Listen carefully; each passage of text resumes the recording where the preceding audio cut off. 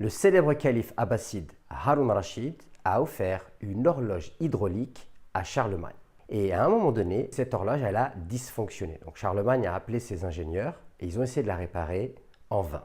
Et Charlemagne aurait dit à ce moment-là, arrêtez d'y toucher, c'est du travail d'arabe, dans le sens que c'est un travail extraordinaire. Les temps ont bien changé, car aujourd'hui, quand on parle de travail d'arabe, on fait référence à carrément le contraire. Et justement, dans cette vidéo, je vous propose de réfléchir à la manière dont on pourrait s'y prendre pour redonner ces lettres de noblesse à cette expression travail d'arabe. Alors sachez que l'expression travail d'arabe dans le monde francophone, elle a une connotation extrêmement péjorative, mais il s'avère qu'aujourd'hui encore, si vous allez en Espagne, notamment en Andalousie, dans le sud de l'Espagne, où il y a des célèbres vestiges magnifiques de la civilisation arabo-musulmane, eh bien, en espagnol, travail d'arabe signifie un travail d'orfèvre, c'est-à-dire un travail de haute qualité. Aujourd'hui, si on voudrait faire un constat froid et objectif, on pourrait s'apercevoir qu'à bien des égards, on est loin de ce travail d'arabe qui signifie un travail d'orfèvre. On peut le voir sur le plan, par exemple, politique, notre manière d'essayer de peser sur le débat public, notre manière de défendre nos intérêts. On peut le voir notamment avec ce qui se passe en Palestine. Comment un pays qui est entouré de pays musulmans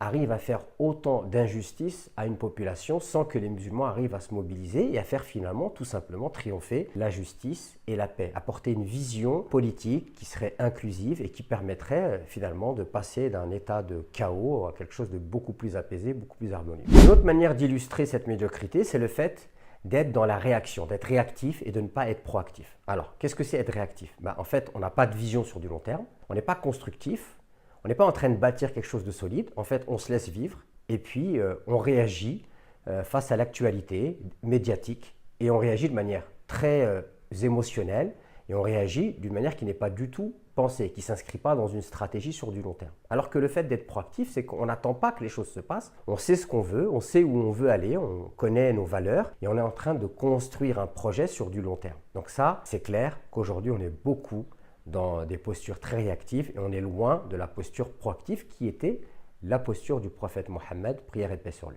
Une autre manière d'illustrer cette médiocrité, c'est le fait que justement j'avais parlé de Haroun al-Rachid au début de la vidéo. À cette époque-là, les musulmans étaient extrêmement dynamiques dans le domaine de la productivité et de la recherche scientifique. Et également, ils étaient très créatifs. Et donc l'art était quelque chose de très respecté dans le monde musulman, la création artistique. Or aujourd'hui, on peut s'apercevoir qu'il y a une certaine forme du discours religieux qui dit que c'est les sciences religieuses qui comptent et on peut avoir tendance à diminuer l'importance et la valeur des sciences profanes. Or, on sait bien que le Coran nous dit que le monde est un livre à étudier. Donc, il y a le livre du monde et il y a le livre de Dieu. Normalement, les musulmans devraient être très dynamiques dans la recherche scientifique, dans la nouveauté. Et on peut s'apercevoir qu'il y a une pensée qui est extrêmement conservatrice. Et à chaque fois qu'il y a une nouvelle technologie, chaque fois quelque chose de nouveau, il y a toujours ce penchant, cette tendance à dire non haram. Comme ça a été le cas lorsque la télévision est arrivée, on a tout de suite dit haram, la photographie, Internet, aujourd'hui les crypto-monnaies. Donc ça, c'est une tendance qu'on retrouve chez les musulmans qui peut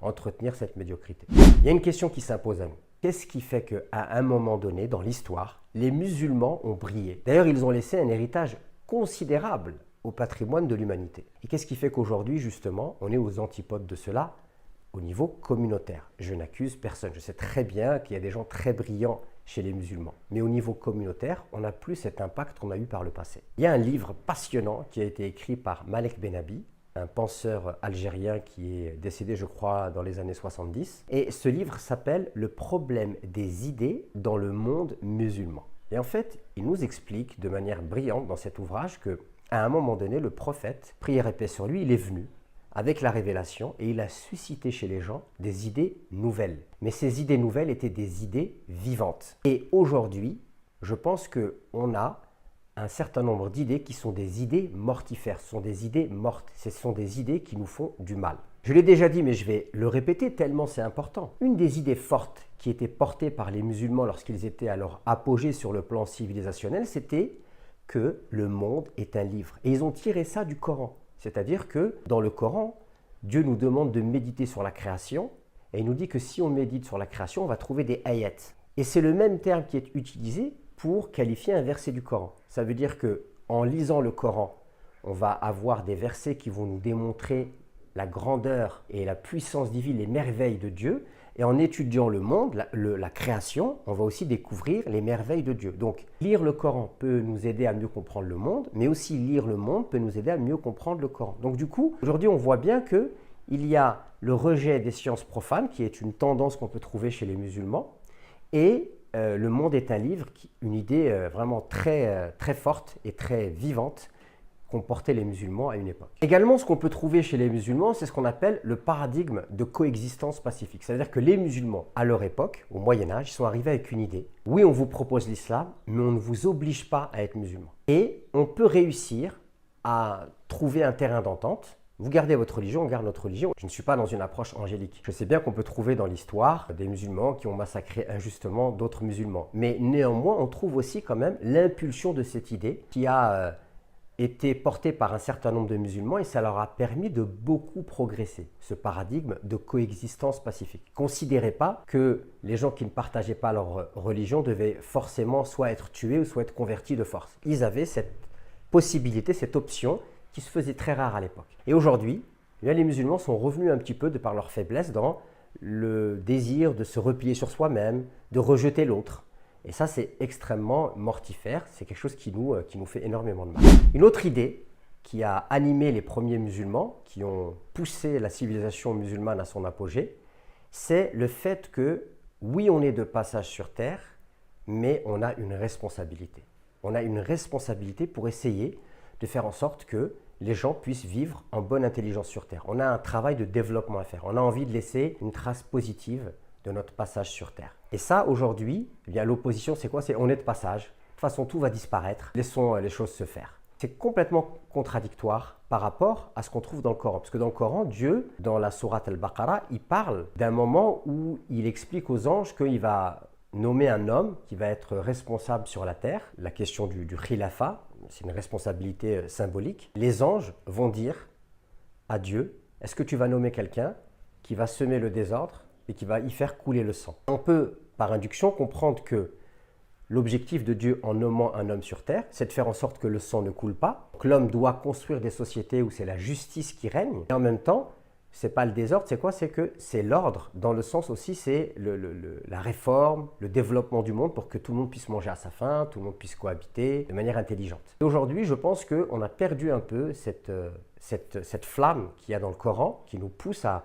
considérer qu'on a un rôle à jouer sur Terre, qu'on doit réaliser notre mission de vie, que ce soit à titre individuel ou à titre communautaire. Une des autres idées qu'on peut trouver dans le monde musulman d'antan, c'est le fait de développer en l'être humain une forme de raffinement. C'est-à-dire qu'on peut voir que les premiers musulmans, quand ils faisaient des édifices, les édifices étaient beaux, il y avait des choses qui relevaient de l'art, la décoration, du goût. C'était des gens qui savaient apprécier les petits plaisirs de la vie. On peut voir de grands théologiens qui étaient par exemple des joueurs de oud. Les musulmans ont inventé un instrument de musique. Ils aimaient les parfums, ils aimaient la poésie. C'était des gens raffinés qui savaient apprécier les petits plaisirs de la vie. Et on est passé à un discours où tout est haram, le plaisir c'est quelque chose de mauvais. Et donc je pense que ça impacte extrêmement négativement la psychologie du musulman contemporain. Un autre aspect aussi qu'on peut évoquer, c'est que autrefois les musulmans étaient visionnaires et ambitieux. On peut voir que les musulmans ont parcouru la terre pour répandre la bonne parole, ils ont su s'inspirer d'autres cultures. On sait que c'est les musulmans aujourd'hui qui ont traduit la philosophie grecque, et c'est pour ça qu'aujourd'hui on peut en profiter. Et aujourd'hui on est passé de musulmans qui étaient visionnaires et ambitieux, qui voyageaient sur toute la terre, qui ont fait du commerce, qui ont propagé l'islam notamment par le commerce dans des pays tels que l'Indonésie ou l'Afrique subsaharienne, on attend la mort. Le vrai musulman, c'est celui qui fait rien, qui attend la mort. Donc en fait, on confond un détachement spirituel dans son cœur vis-à-vis des plaisirs terrestres à le fait de ne rien faire. Et cette confusion, elle est catastrophique. Alors soyons clairs.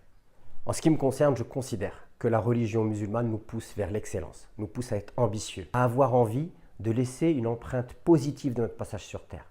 Cette religion, elle a pour objectif de nous permettre d'atteindre l'excellence à titre individuel, que ce soit sur le plan intellectuel, moral, spirituel, mais aussi au niveau communautaire. Cette religion elle a pour vocation à faire de nous des exemples pour l'humanité. Aujourd'hui, le musulman, il devrait être un exemple au niveau du vivre ensemble, au niveau de l'écologie, au niveau aussi des politiques. On a un exemple à montrer, parce qu'on a une religion qui est extraordinaire en termes de valeurs, et ne pas vivre la religion à travers ses idées vivantes, à travers ses valeurs exceptionnelles, à travers ses grandes finalités, quelque part, c'est dévoyer de manière sournoise, mais de manière catastrophique, cette religion qui se veut être grandiose.